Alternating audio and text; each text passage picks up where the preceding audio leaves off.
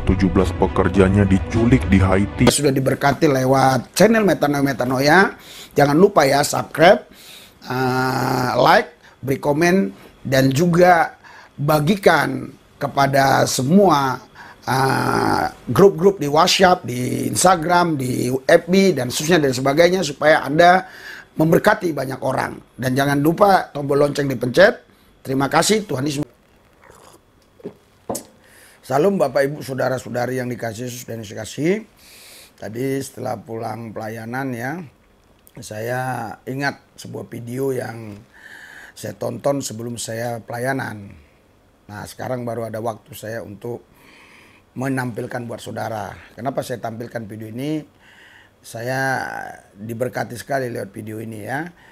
Saya diberikan kekuatan sama Tuhan Yesus untuk bisa tetap tegar ya, melayani Tuhan Yesus. Saudara, sebelum kita lihat video ini, kita doa dulu ya. Hadirat, urapan, dan kuasa Yesus bekerja atas kami. Roh Kudus ambil alih hidup kami, supaya ucapan kata-kata kami tidak menghujat, menista, tidak menjelekkan, tapi kami selalu membawa orang kepada Yesus, kepada kebenaran dan hidup, supaya orang-orang yang terikat, terbelenggu, dibebaskan, dimerdekakan dari kuasa gelap, dari setan, dari iblis, dari roh jahat. Terima kasih Tuhan, dalam nama Yesus yang kudus kami berdoa mengucap syukur. Haleluya.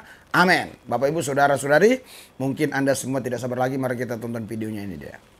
17 pekerjanya diculik di Haiti pada hari Sabtu oleh anggota geng di pinggir jalan. Christian Aid Ministries yang berbasis di Ohio mengatakan dalam sebuah pernyataan bahwa para pekerja terdiri dari 5 pria, 7 wanita, dan 5 anak-anak. 16 adalah warga negara AS, salah satunya adalah warga negara Kanada. Organisasi itu menyebutnya sebagai permintaan doa mendesak dan mengatakan para pekerja diculik saat dalam perjalanan mengunjungi panti asuhan pada hari Sabtu.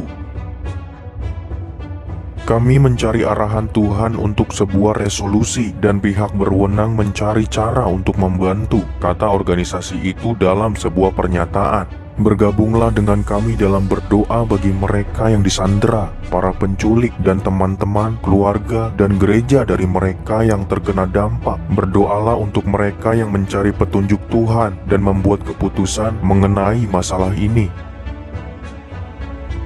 Dan Holey, mantan direktur lapangan untuk Christian Aid Ministries di Haiti, mengatakan kepada CNN bahwa beberapa pekerja dapat menghubungi direktur lokal saat mereka diculik. Salah satu pekerja yang membagikan lokasi penculikan menggunakan GPS, kata Holey. Beberapa rekan segera mengirimkan pesan kepada direktur dan memberitahu dia apa yang sedang terjadi. Dan salah satu dari mereka berhasil menjatuhkan PIN, dan itu adalah hal terakhir yang organisasi dengar sampai para penculik menghubungi mereka di kemudian hari, kata Holey. Edward Graham, asisten wakil presiden Samaritan Spurs, mengatakan kepada Fox News bahwa pelayanan di Haiti bisa berbahaya. Samaritan Spurs mengerahkan rumah sakit lapangan ke negara itu setelah gempa bumi. Kami harus memiliki keamanan di sana. Ada begitu banyak gejolak yang terjadi di negara ini. Kita harus membatasi di mana kita bisa bekerja dan jam berapa kita bekerja. Christian Aid Ministries mengakhiri pernyataan dengan sebuah ayat dari Mazmur 91.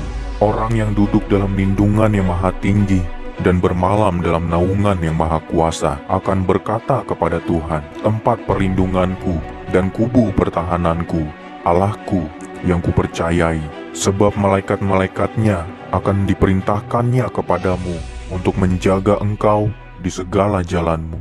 Amin. Tadi kita sudah sama-sama menonton video ini, saudara. Apa yang Anda dapatkan di hati saudara? Apa yang Anda dapatkan di pikiran saudara?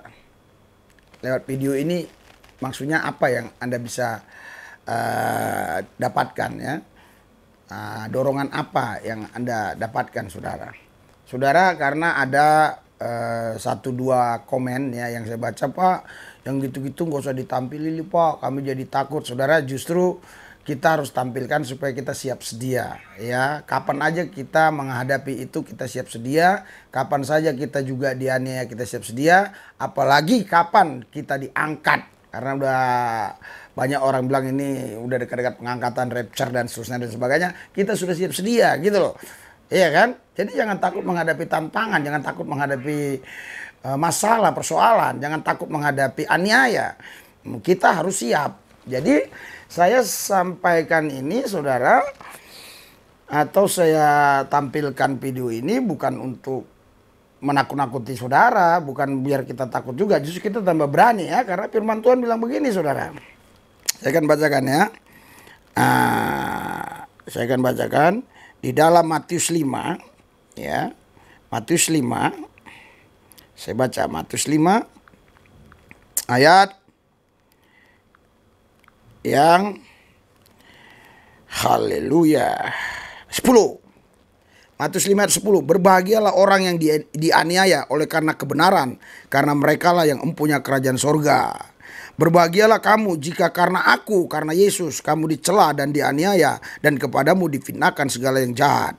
Bersukacita dan bergembiralah, karena upamu besar di sorga, sebab demikian juga telah dianiaya nabi-nabi yang sebelumnya, ya, nabi-nabi yang sebelum kamu. Jadi saudara, jelas Alkitab berkata berbahagia orang yang dianiaya oleh karena kebenaran, karena mereka yang empunya kerajaan sorga. Dan ayat 11, berbahagialah kamu jika kamu dianiaya karena aku, kata Yesus, ya, kamu dicela dan dianiaya, dan kepadamu difitnahkan segala yang jahat, ya. Matius 5 ayat 10 sampai ayat yang ke-12. Bahkan di ayat 12 bilang, bersukacitalah dan bergembiralah karena upamu besar di sorga, sebab demikian juga telah dianiaya nabi-nabi yang sebelum kamu. Jadi justru kalau kita sudah persiapan, setelah persiapan ya, kita menghadapi persoalan itu, kita sudah siap menghadap Tuhan, kita bersukacita ya. Kita lihat lagi ayat yang berikutnya ya. Apa kata Alkitab di sini? Haleluya. Alkitab bilang di dalam Yohanes pasal 16 ayat yang ke-33. Semua itu kukatakan kepadamu supaya kamu beroleh damai sejahtera dalam aku. Jadi semua tadi dikatakan Yesus supaya kita dapat damai sejahtera di dalam Dia. Waktu penganiayaan itu datang, waktu tantangan kesulitan itu datang. Dalam dunia kamu menderita penganiayaan, tetapi kuatkanlah hatimu. Aku telah mengalahkan dunia. Dengan kata lain, Yesus mau bilang gini, kalau engkau dianiaya, ya gembira, karena saya sudah kalahkan itu, dunia itu. Jadi kamu tinggal jalani saja. Gitu ya, tinggal jalani saja. Jadi jangan takut ya, jangan gentar, karena Alkitab bilang begini. Alkitab katakan 1 Petrus 3 ayat 14, tetapi sekalipun kamu harus menderita juga karena kebenaran, kamu akan bahagia. Sebab itu janganlah kamu takuti apa yang mereka takuti, dan janganlah gentar. Jadi jelas di sini ya, kalau kita menderita karena Kristus, karena kebenaran, kita adalah orang-orang yang berbahagia. Karena itu kita nggak perlu takut dengan mereka, dan jangan gentar. Maju terus, beritakan Injil Yesus Kristus ya. Alkitab katakan saudara di dalam Filipi 1 ya, saya akan bacakan Filipi 1 ayat 21. Di sini dikatakan, karena bagiku hidup adalah Kristus dan mati adalah keuntungan. Jadi kalau hidup, kita hidup bagi Kristus. Kalaupun kita mati karena Tuhan, itu pun untung.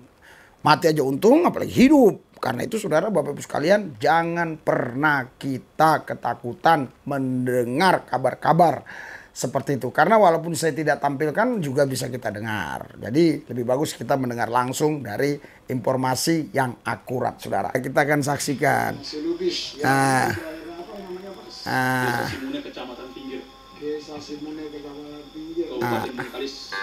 Ini di pedalaman ya, saudara. Kelapa sawit dan usaha batu bata. Kelapa sawit ya. Jadi ini di tengah-tengah kelapa sawit. Iya. Apa? Gitu. Ya, gereja Beta Indonesia. Gereja Beta Indonesia. Oke. Sebentar lagi Ini, akan ada acara ibadah. Kebetulan ini ada maghrib, Dalam jadi nama Yesus kami berdoa dan bersyukur. Haleluya, haleluya, haleluya. Semua yang percaya berkata, amin. Bersama Tuhan Yesus Kristus. Amin. perhatikan saudara ya. Perhatikan saudara ya di sini ya. Ininya saja lihat tuh.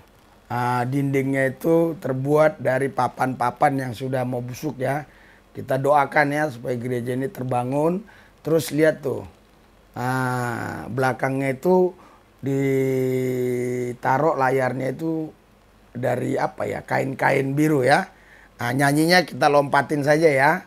Kalau Anda mau melihat yang utuhnya, di sini judulnya KKR ya, di Zoom ya. Simunai, Kecamatan Pinggir, Duri, Riau, Pekanbaru.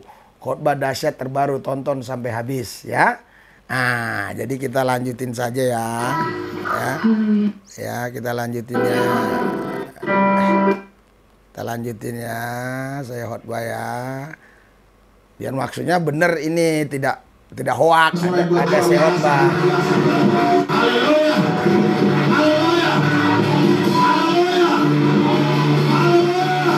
Coba kita ulangi ke belakang apa yang saya bilang tadi ya, karena Saudara, Bapak Ibu sekalian, kalau pertama memang gitu dia ya, biasanya tutup gitu. Coba ini bisa nggak rapi?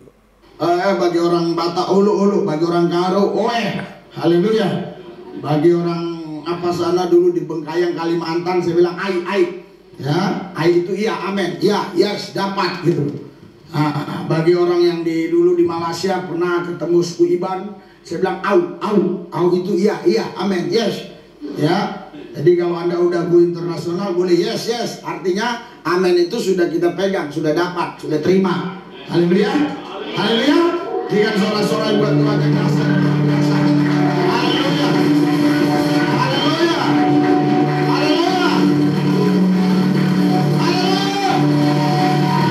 haleluya. Saudara, kita gladi resik dulu, gladi resik. Oke, siap? Amin. Baru 45%. Amin. 50. Amin. 75. Amin. 80. Amin. 90. Amin. Haleluya. Amin. Sorak-sorai buat Tuhan yang dahsyat. Ya, saudara, kalau mau lihat, mau tonton khotbahnya itu judulnya tadi ya. Mari kita doa. Hadirat, urapan, dan kuasa-Mu Yesus bekerja atas kami, biar kami lebih sungguh lagi melayani Tuhan tanpa gentar, tanpa takut. Sekalipun Tuhan ada banyak tantangan, rintangan, kesulitan dalam pelayanan, kami terus maju melayani jiwa-jiwa, supaya banyak jiwa-jiwa dimenangkan bagi Yesus. Terima kasih Tuhan, dalam Yesus yang kudus kami berdoa mengucap syukur, haleluya, amin.